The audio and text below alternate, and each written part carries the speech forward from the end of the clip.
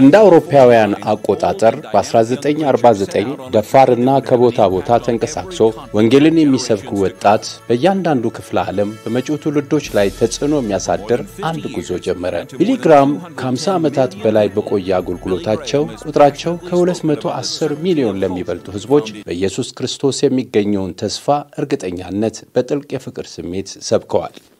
ስለ እግዚአብሔር የማልረዳቸው በርካታ ነገሮች አሉ። የራሱን መገለጥ እንኳን የተቀበልኩት በእምነት ነው። ይህ ሰባኪ በመላው ዓለም ውስጥ በሚገኙ 185 ሀገራት ተዘዋውሮ ወንጌልን በመስበክ የሰው ዘሮችንና የተለያዩ ሃይማኖቶችን በጋራ ወደ አንድ ዓላማ አምጥቷቸዋል። ክርስቶስ የሁሉም ህዝቦች ነው። እርሱም የመላው ዓለም ነው። እርሱ ከሀገር መሪዎች ጋር ቆሟል። ከተከበሩና ታላላቅ ሰዎች እንዲሁም ከዓለም መሪዎች ጋር ተገናኝቷል። እና ዛሬም ቢሊ ግራም በዓለም ታሪክ ውስጥ እጅግ ታላቅ ተጽዕኖ ፈጣሪ ከሆኑ የሃይማኖት መሪዎች መካከል የሚቆጠርና ዕውቅና የተሰጠው ነው።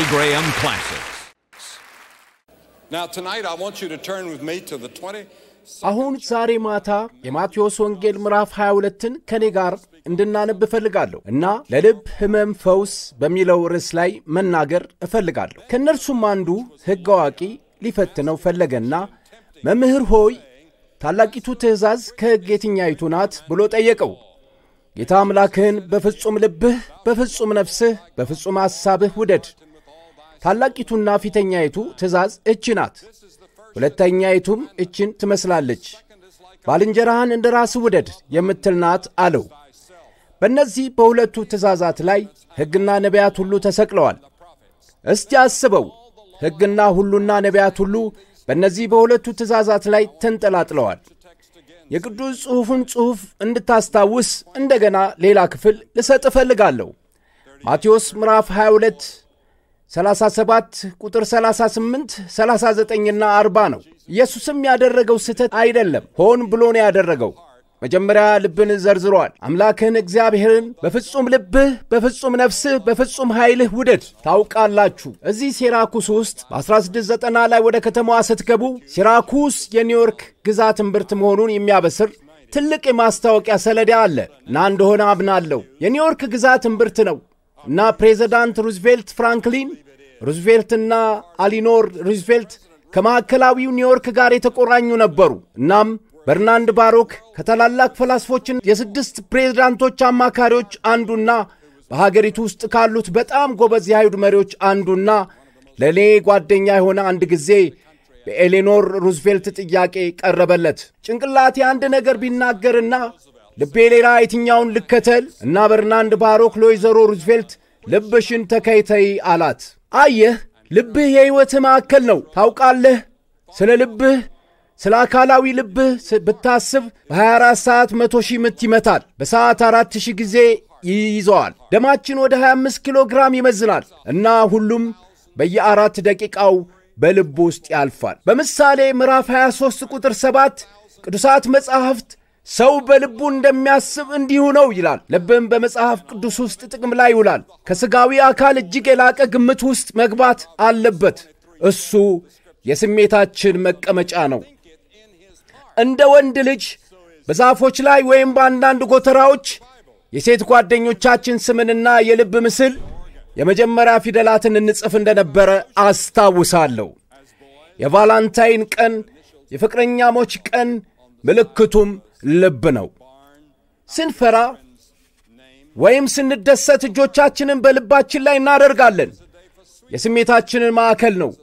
ባንዲራውን ስንሳለም ልክ እንደ ሌላው ቀን በሮተሪ ክለብ ባንዲራውን ሲሳለሙ ወይም የክበብ ስፓንግድ ባነር ሲዘፍኑ እጆቻችንን በልባችን ላይ እናስቀምጣለን። ወይም አንዳንድ ታላላቅ የሀገር ፍቅር ነገሮች ስንናገር እጃችንን በልባችን ላይ እናደርጋለን። ልብም የወሳኝ ተግባር መቀመጫ ነው። መጽሐፍ ቅዱስ ሰነፍ በልቡ አምላክ የለም አለ ይላል። ቅዱሳት መጽሐፍት በምሳሌ ምዕራፍ 4 ላይ በፍጹም ትጋት ልብህን ጠብቅ፣ የሕይወት ጉዳይ በርሱ ነውና። ልብ የእምነት መቀመጫ እንዲሁም የጥርጣሬ መሠረት ነው። ክርስቶስ ከልብ ክፉ ሐሳብ፣ መግደል፣ ምንዝርነት፣ ዝሙት፣ መስረቅ የሐሰት ምስክር ስድብም ይወጣልና የሐሰት ምስክር ይወጣልና ብሏል። ነገር ግን በልብህ ውስጥ የሆነ ችግር አለብህ እና በልቤ ውስጥ የሆነ ችግር አለብኝ። መጽሐፍ ቅዱስ ኃጢአት ብሎ በሚጠራው በሽታ ልባችን ታመመ። አየህ፣ ልብም የሕይወት መቀመጫ ነው። መጽሐፍ ቅዱስ ልብህ ለዘላለም ይኖራል ይላል። እስቲ አስቡት፣ ሰውነትህ ይሞታል እና ወደ መቃብር ይሄዳል። ነገር ግን ልብህ፣ ነፍስህ፣ መንፈስህ ለዘላለም ይኖራሉ። ከዛሬ ምሽት 1000 ዓመት በፊት ይኖራል። እግዚአብሔር ሰውን ሲመለከት የቆዳውን ቀለም አይመለከትም። የሚለብሰውን ልብስ ወይም ማኅበራዊ ቦታውን አይመለከትም። መጽሐፍ ቅዱስ ከጥቁር ሰው ልብ ወይም ምስራቅ ሰው ወይም ነጭ ወንድ ወይም ሴት ከልብ ሕይወት ጉዳዮች ናቸው ይላል እና በምድር ላይ አንድም ሐኪም አንዱን ከሌላው መለየት አይችልም። ሁላችንም በእግዚአብሔር ፊት አንድ ነን። መጽሐፍ ቅዱስ ሰው ውጫዊን መልክ ያያል፣ እግዚአብሔር ግን ልብን ያያል ይላል። በቅዱሳት መጽሐፍት ውስጥ ልብ የመላው ሰው ምልክት ተደርጎ ይወሰዳል። በቅኝ ግዛት እስጢፋኖስ በአዋቂዎቹ እጅ በወደቀ ጊዜ እና ምሽግህ አሁን የት አለ እያሉ በፌዝ ጠየቁት። እስጢፋኖስ እጁን በልቡ ላይ አድርጎ ምሽጌ ይሄ ነው አለ። ማየት የተሳናትና መስማት የተሳናትና ዲዳ የነበረችው ሄሌን ኬለር በዓለም ላይ ያሉ ምርጥና ድንቅ ነገሮች ሊታዩና ሊነኩ አይችሉም፣ ነገር ግን በልብ ውስጥ ብቻ የሚሰማቸው ናቸው በማለት ጽፋለች። አየህ፣ ልብ ለአንድ ሰው የሞራል የመንፈሳዊና የአእምሮ የሕይወት ማዕከል ነው። የአንድ ሰው ሕሊናና ሕይወት መቀመጫ ነው እና እጅግ በጣም አስፈላጊ ነው። እና ዛሬ ማታ ልጠይቅህ የምፈልገው ጥያቄ ይሄንን ነው። ልብህ ትክክል ነው? ልብህ ትክክል ነውን? በእግዚአብሔር ዘንድ ትክክል ነውን? ምክንያቱም በእግዚአብሔር ዘንድ ትክክል ካልሆነ ኀጢአት አይሰረይለትም። ስትሞት ወደ መንግሥተ ሰማያት አትሄድም። ልባችን ትክክል መሆን አለባት። ሰው ስለ ውጫዊ ሕይወትህ አልጠይቅህም። ስለ አእምሮአዊ ሕይወት ወይም ስለ ገንዘብህ ሁኔታ ወይም ስለ ማኅበራዊ ኑሮ አልጠይቅህም። ስለ ልብህ እጠይቅሃለሁ። ስለ ልብህስ?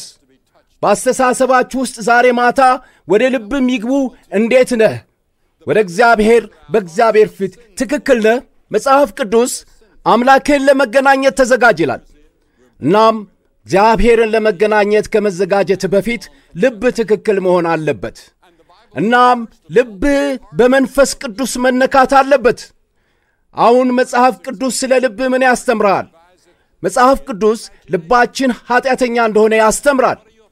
ኀጢአተኞች ናቸው። የኔ ነው፣ ያንተ ነው፣ የተወለድነው ከእሱ ጋር ነው። ከአዳምና ከሔዋን ከትውልድ ወደ ትውልድ ይተላለፋል። መጽሐፍ ቅዱስም በመጀመሪያ ልባችን በክፉ ምናብ ተሞልቷል ይላል። ምሳሌ ምዕራፍ 6 ቁጥር 18 ላይ ክፉ ሐሳብን የሚያበቅል ልብ ምን ይመስላችኋል? የእርሶ ቅዠቶች ምንድን ናቸው? ስለ ምን ያስባሉ? መጽሐፍ ቅዱስ ልብ ክፉና ተንኰለኛ ነው ይላል። ትንቢተ ኤርምያስ ምዕራፍ 17 ቁጥር 9 ላይ ልብ ከሁሉ በላይ ተንኰለኛ እጅግም ክፉ ነው፣ ማንስ ሊያውቀው ይችላል ይላል። ያ ልብ ነው። መጽሐፍ ቅዱስ ስለ ልብህ የሚያስበው ይሄንን ነው። እግዚአብሔር ስለ ልብህና ስለ ልቤ የሚያስበው ይሄንን ነው። መጽሐፍ ቅዱስ ልብ ከእግዚአብሔር የራቀ ነው ይላል። በማቴዎስ ምዕራፍ 15 ላይ ይህ ሕዝብ በአፉ ወደ እኔ ይቀርባል፣ በከንፈሩ ያከብረኛል፣ ነገር ግን ልባቸው ከእኔ በጣም የራቀ ነው። ስንቶቻችንን በቤተ ክርስቲያን እየሄድን የምንዘምር? ስንቶቻችንን ቤተ ክርስቲያን ሄደን አገልጋዮችን የምንሰማ? ስንቶቻችንን በውጫዊ መልኩ ጥሩ ሕይወት የምንመራ? ልባችን ግን ከእግዚአብሔር የራቀ ነውን? ቀኑም ሙሉ በልባችን ውስጥ ባለበት ከክርስቶስ ጋር ያንን ልምድ የለንም። እናም ስለ እሱ እናስባለን እና ወደ እሱ እንጸልያለን እና እሱ ወደ እኛ ቅርብ ነው መሆንም አለበት። እናም በአካላችንና በሕይወታችን የመንፈስ ፍሬዎችን እያፈራን አይደለም። ይህም ፍቅርና ደስታና ሰላም፣ ገርነት፣ ታማኝነት ነው። ከዚያም መጽሐፍ ቅዱስ ልባችን የክፋት መዝገብ ነው ይላል። ማርቆስ 7 ላይ ኢየሱስ ከውስጥ ከልብ ክፉ ሐሳብ እንደሚወጣ ተናግሯል። ክፉ ሐሳቦች ከልብ ይወጣሉ። ዝሙት በሰውነት ልታመነዝር ትችላለህ፣ ነገር ግን በልብና በአእምሮ ይጀምራል።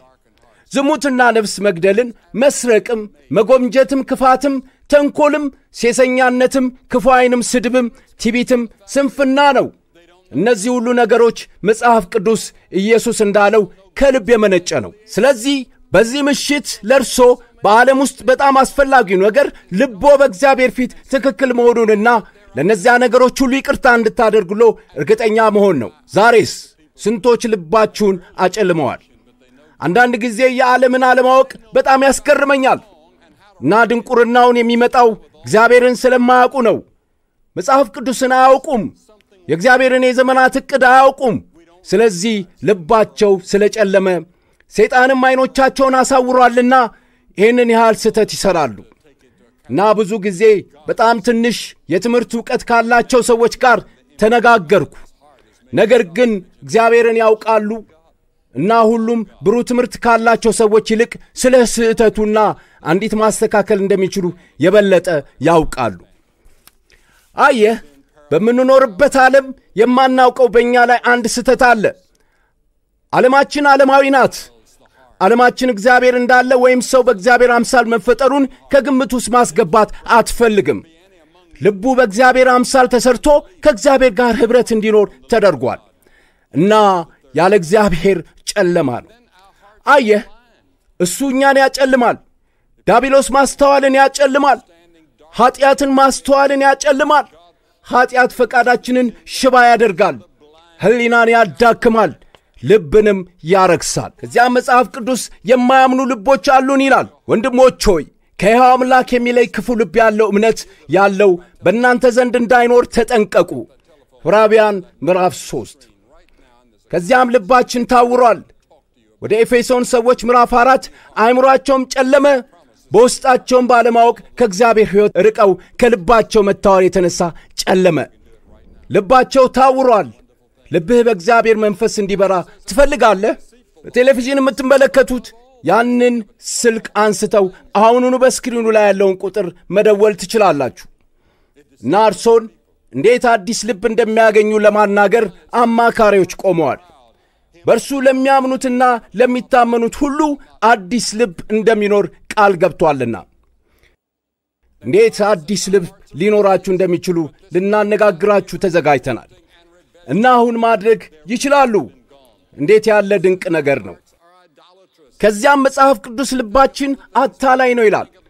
ልብ ከሁሉ በላይ ተንኮለኛ ነው። አስቡት፣ ከሁሉ በላይ ተንኮለኛ ነው። ያታልልሃል፣ ሌሎች ሰዎችን ያታልላል። ከዚያም በመዝሙር 101 ላይ ልባችን ይኮራል ይላል። ትዕቢተኛና ትዕቢተኛ ልብ ያለውን አላውቀውም ይላል እግዚአብሔር።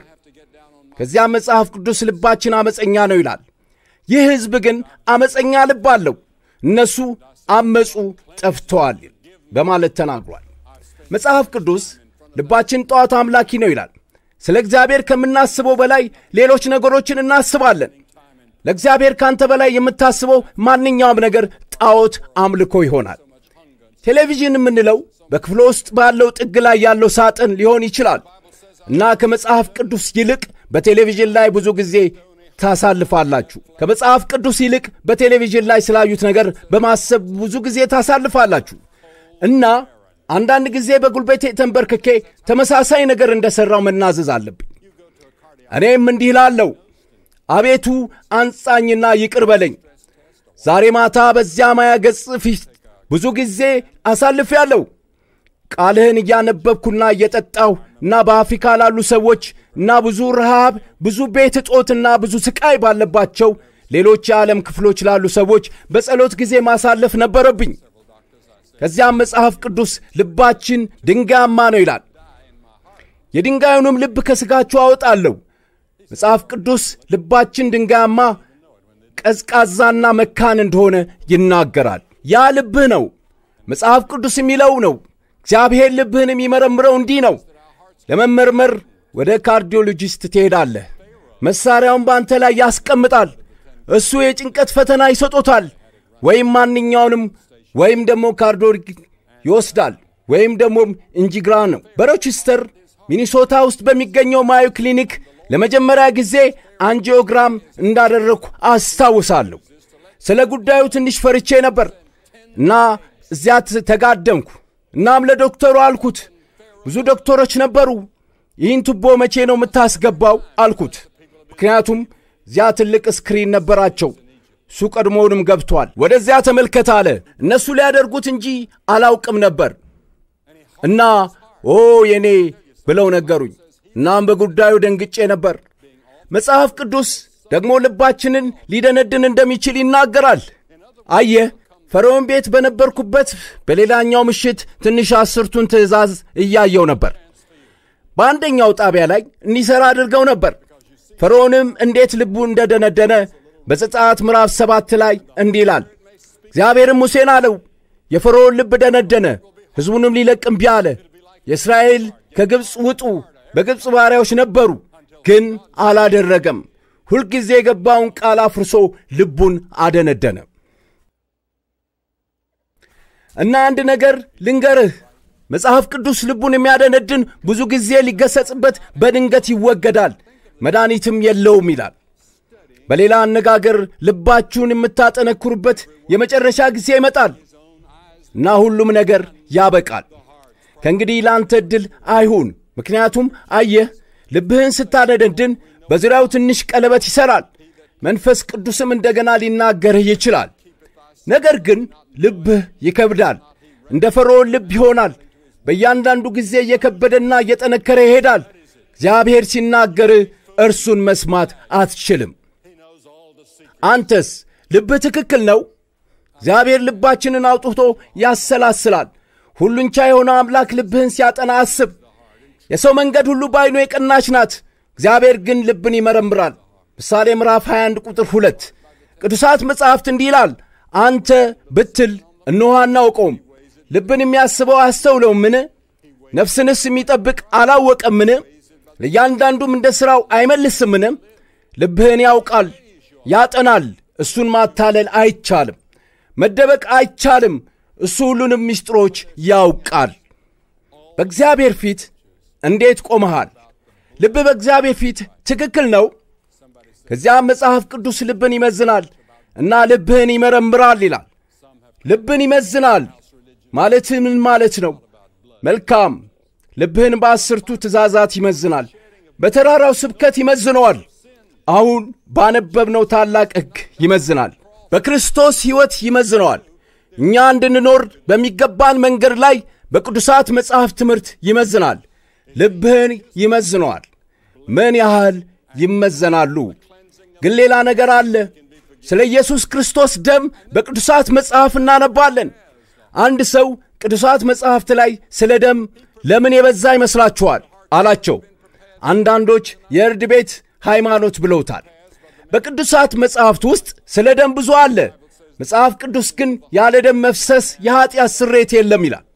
ኢየሱስ ክርስቶስ በዚያ መስቀል ላይ ሞቶ ደሙን ባያፈስ ኖሮ ለኀጢአትም ይቅር የምትባልበት ምንም መንገድ የለም ማለት ነው። ልብህ ደምቷል ማለት ነው። እናም በደሙ መንጻት ብቻ ነው ይቅር የምትባለው። ከዚያም መጽሐፍ ቅዱስ እግዚአብሔር ልብን በመንፈስ ቅዱስ ያዘጋጃል ይላል። ልባችሁን ያዘጋጃል። ዛሬ ማታ በዚህ ስብሰባ ልባችሁ ተዘጋጅቷል። በሕይወት ውስጥ ባሉ ብዙ ልምዶች ያዘጋጃል። መጽሐፍ ቅዱስ በሰው ዘንድ ያለ የልብ መዘጋጀት ከእግዚአብሔር ዘንድ ነው ይላል። በጣም አስከፊ ናቸው ብለህ የምታስባቸው ብዙ ገጠመኞች እግዚአብሔር እያዘጋጀህ ነው። መጽሐፍ ቅዱስ ልብን ይከፍታል ይላል። የሐዋርያት ሥራ ምዕራፍ 16 ቁጥር 14 ጌታን የማንንም ልብ ነበር የከፈተው። እግዚአብሔር ልብን ያዘጋጃል፣ ከዚያም ልብን ይከፍታል፣ ከዚያም ያበራል። የማስተዋል ዓይኖችህ ይበራሉ። ያለ መንፈስ ቅዱስ ብርሃን መክፈቻና ዝግጅት ክርስቶስን ሊቀበል የሚችል ማንም የለም። አየህ፣ መዳን የጌታ ነው፣ እንቀበላለን። ግን ሁሉም የእግዚአብሔር ነው። ልጁን በመስቀል ላይ የሰጠው እሱ ነው። እናንተን እንዲወቅስ መንፈስ ቅዱስን የላከው እርሱ ነው። እርሱን ወደ ልባችሁ እንድትቀበሉት ዛሬ ማታ እንድትመጡ ያስቻላችሁ እርሱ ነው።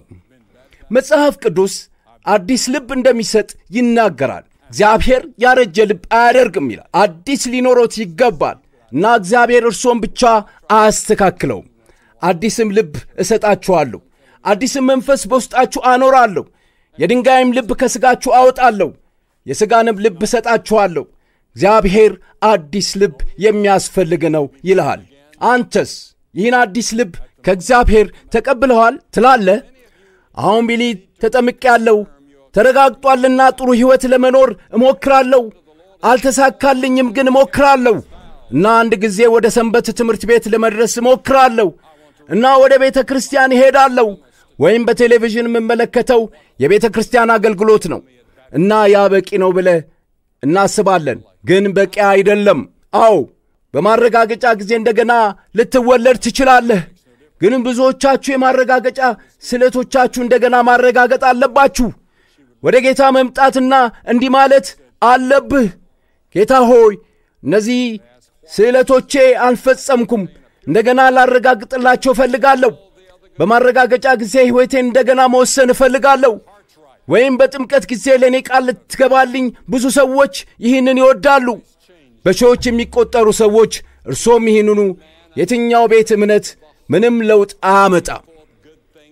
አንዲት ትንሽዬ የሰንበት ትምህርት ቤት ልጅ ከብፁዕነታቸው የትኛውን መምሰል እንደምትመርጥ ትጠየቃለች። እሷም ንጹሕ ልብ ያለውን አለች። ለምን ብለው ጠየቁ። እሷም ምክንያቱም ንጹሕ ልብ ማግኘት ከቻልኩ በዚህ ምዕራፍ ውስጥ የተነገሩትን ሌሎች መልካም ባሕርያት ሁሉ ይዣለሁ ብላለች። ልባችሁ ትክክል ከሆነ በሌላ ነገራችሁም ትክክል ትሆናላችሁ። ክርስቶስ ያኗኗር ዘይቤን ለወጠው። መልካም ሰው ከመልካም መዝገብ መልካምን ነገር ያወጣል አለ። ክፉ ሰው ደግሞ ከክፉ መዝገብ ክፉ ነገርን ያወጣል። ክርስቶስ ሰው ከላይ ካልተወለደ በቀር መንግሥተ ሰማያት ሊያይ አይችልም ብሏል። እንዴት ነው የምትቀበለው? በመጀመሪያ ለኀጢአት ንስሐ መግባት አለብህ። እግዚአብሔርን እንዲህ ማለት አለብህ፣ ጌታ ሆይ ኀጢአት ሰርቻለሁ፣ አዝናለሁ፣ አኗኗሬን ለመለወጥ ፈቃደኛ ነኝ። ያ ንስሐ ነው። ፈቃደኛ ነኝ። እርሶ ራሶ ማድረግ እንደማይችሉ ያስተውሉ። በንስሐም ቢሆን እግዚአብሔር ሊረዳችሁ ይገባል። ከዚያም በእምነት ተቀበሉት። በዚህ መድረክ ላይ ለመጀመሪያ ጊዜ በሌላኛው ምሽት ስወጣ አልረግጠውምና ሰውን ለመያዝ የተሠራ መሆኑን ለማየት አልሞከርኩትም።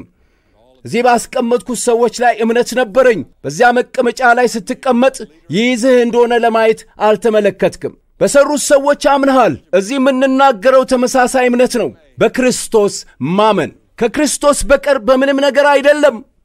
እግዚአብሔርም ከሙታን ባስነሳው ጊዜ በመስቀልና በትንሣኤ ያደረገውና እሱ ሕያው ነው እና እርሶ እንዲያደርጉት እጠይቃለሁ። ባለፈው ምሽት ከ1000 በላይ ሰዎች እንደሚያደርጉት እንዳየነው ከመቀመጫ እንድትነሳ እጠይቃለሁ። ከዛ ከላይኛው ማዕከሉ ስዕላት ውስጥና ዙሪያው አንድ ተጨማሪ ደቂቃ ወይም 2 ጊዜ ይወስዳል። እናም እግዚአብሔር የተናገራችሁ ሁላችሁም እና በመዘምራን ውስጥ ያላችሁ በቤተ ክርስቲያን ውስጥ መሪ ሊሆኑ ይችላሉ። ትናንት ማታ አንድ ቄስ መጥቶ ነበር፣ ግን ያንን ቁርጠኝነት ለማድረግ ይፈልጉ ይሆናል። ዛሬ ማታ ቁርጠኝነት እንድትሰጡ እጠይቃችኋለሁ። እናም እንዲህ ይላል፣ ጌታ ሆይ አዲስ ልብ እፈልጋለሁ። እዚያ አዲስ ሰው መጥተው እፈልጋለሁ። በተለየ መንገድ መሄድ እፈልጋለሁ። ኢየሱስ 2 መንገዶች እንዳሉ ተናግሯል። ጠባብ መንገድና ሰፊ መንገድ አለ። በአንዱ ወይም በሌላ ኖት የትኛው ላይ ነን? ወጣቶች፣ ሽማግሌዎች ማን እንደሆናችሁ እንድትመጡና ከዚህ በይፋ እንድትቆሙ ጠይቃችኋለሁ። ለምንድን ነው በይፋ የማደርገው? ኢየሱስ በመስቀል ላይ ሲሞት በአንተ ቦታ በአደባባይ ሞተ። እግዚአብሔር ኀጢአታችንን ሁሉ በእርሱ ላይ በአደባባይ አኖረ። እንዲህ አለ፣ በሰው ፊት እኔን በይፋ ልትመሰክሩልኝ ባትወዱ በሰማያት ባለው በአባቴ ፊት አልመሰክርም። መጥቶ ይፋ ማድረግ እሱ የሚፈልገው ነገር አለ እና ደግሞም በስነ ልቦና ለእርሱ የሆነ ነገር ያደርግሎታል እና ከዚያ እሱን መከተልና እሱን ማገልገል አለቦት። የአንድ ጊዜ ልምድ ብቻ አይደለም። ይህ በየቀኑ የሚሆን አዲስ ነገር መጀመሪያ ነው። አንተ በእርሱ ታምናለህ። መስቀሉን ተሸክመ ራስን ለመካድና እሱን ለመከተል ፈቃደኛ ነህ? ጎረቤቶችን፣ የዓለምን ፍላጎቶች በአዲስ መንገድ ለመመልከት ፈቃደኛ ነህ? አሁኑኑ ተነሳና እንድትመጣ ጠይቀሃለሁ እና ሁላችሁም ከመጣችሁ በኋላ አንድ ቃል እነግሮታለሁ። እናም ከእርሶ ጋር ጸሎት እጸልያለሁ እና በክርስቲያናዊ ሕይወታችሁ ውስጥ እርሶን ለመርዳት አንዳንድ ጽሑፎችን እሰጣችኋለሁ እና ከጓደኞቹ ወይም ከዘመዶቹ ጋር ከሆኑ ወይም በቡድን ውስጥ ከመጡ እነሱ ይጠብቃሉ። አንተ ግን ተነስተና እዚህ ጥቂት ጊዜ ብቻ እንቆዮታለን። እግዚአብሔር የተናገራችሁ በመቶዎች የሚቆጠሩ አሁኑኑ ተነሱና ኑ መምጣት አለብህ የሚል ትንሽ ድምፅ ከውስጥ አለ። ዛሬ ማታ ትመጣለህ። ከዚህ ወደ ላይ በመዘምራን ውስጥ እግዚአብሔር ለእያንዳንዳችሁ ተናግሯል። ተነስተና ልክ እነዚህ በመቶዎች የሚቆጠሩ እዚህ በስራኩስና ኒውዮርክ እንደሚያደርጉት ኢየሱስ ክርስቶስን ለመከተል ውሳኔ ማድረግ ይችላሉ። ለመንፈሳዊ እርዳታና ምክር ለመደወል በስክሪኑ ላይ ያለውን ቁጥር የእርሶ ቁጥር ነው። ስለዚህ ጥሪውን አሁኑኑ ያደርጉ። እርሶ እስካሁን ያደረጉት በጣም አስፈላጊ ጥሪ ሊሆን ይችላል። እኛ በአገልግሎት አቅራቢው ዶም ውስጥ ነን። እዚህ በስራኩስ ነን። ኒውዮርክ በስቴት ማዕከላዊ ክፍል ውስጥ ባለው ይህ የሚያምር አስደናቂ መዋቅር እና ይህ በእውነት ምንም አይነት አስደናቂ አሜሪካ ክፍል ነው። እናም ዛሬ ምሽት እንደሚታየው ለመምጣትና ለክርስቶስ ያላቸውን ቃል ኪዳን ለመስጠት ወይም በክርስቶስ ቃል ኪዳናቸውን ለማደስ በመቶዎች የሚቆጠሩ ሰዎች ምላሽ ሰጥተዋል እና እየተመለከቱ ያሉትን ተመሳሳይ ነበር ማድረግ ያስፈልጎታል። በሆቴል ክፍል ውስጥ ሊሆኑ ይችላሉ። በራስዎ ቤት ውስጥ ሊሆኑ ይችላሉ። ምንም ይሁኑ ምንም ዛሬ ማታ በክርስቶስ ቃል ኪዳን ግቡ። እሱ ወደ ልብ ይመጣል። ከፈለክ ስልኩን አንስተ ያየው ቁጥር ላይ ደውል እና አንድ ቃል ሊነግርህና ሊረዳህ አንድ አማካሪ ቆሟል። ይህን ቃል ኪዳን ዛሬ እንድትፈጽሙ እግዚአብሔር ይርዳችሁ። እግዚአብሔር ይባርክህ። ኢየሱስ ክርስቶስ የግል ውሳኔ ለማድረግ አሁንም ጊዜ አለ። ልዩ ጓደኞች ከእርሶ ጋር ለመነጋገርና ከእርሶ ጋር ለመጸለይ እየጠበቁ ናቸው። ልክ አሁን በስክሪኑ ላይ ያለውን ቁጥር ይደውሉ እና መስመሩ ላይ ከበዛበት ቁጥሩን ይጻፉ። ከጥቂት በኋላ እንደገና ይደውሉ። Here as long as the calls keep coming in.